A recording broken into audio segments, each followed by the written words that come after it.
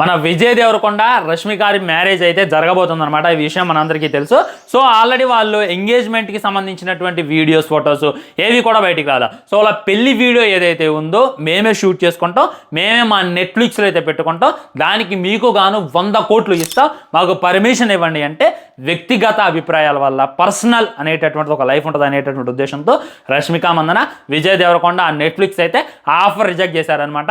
మనం పెళ్లి చేసుకోవాలంటే ఎదురుగా ఫోటోగ్రాఫర్లకి, ఆ ప్రీ వెడ్డింగ్కి, ఆ హల్దీకి, ఆ ఎంగేజ్మెంట్కి, ఆ బారక్కి, అన్నిటికి కలిపి అటు ఇటుగా ఒక 3-4 లక్షలు ఇవ్వాలి. అప్పుడే వాడు సరైనటువంటి క్వాలిటీ ఇస్తారు. కానీ ఇక్కడ సెలబ్రిటీస్ లైఫ్ చూడండి ఫ్రెండ్స్ ఎలా ఉందో. మేమే షూట్ చేసుకుంటాం, మేమే మొత్తం ఖర్చు భరిస్తాం, 100 కోట్లు పైగా మీకు ఇస్తాం, మీరు మాకు మీ యొక్క పెళ్లి వీడియోని అమ్మేయండి అంటే అమ్మము అని చెప్పారనమాట.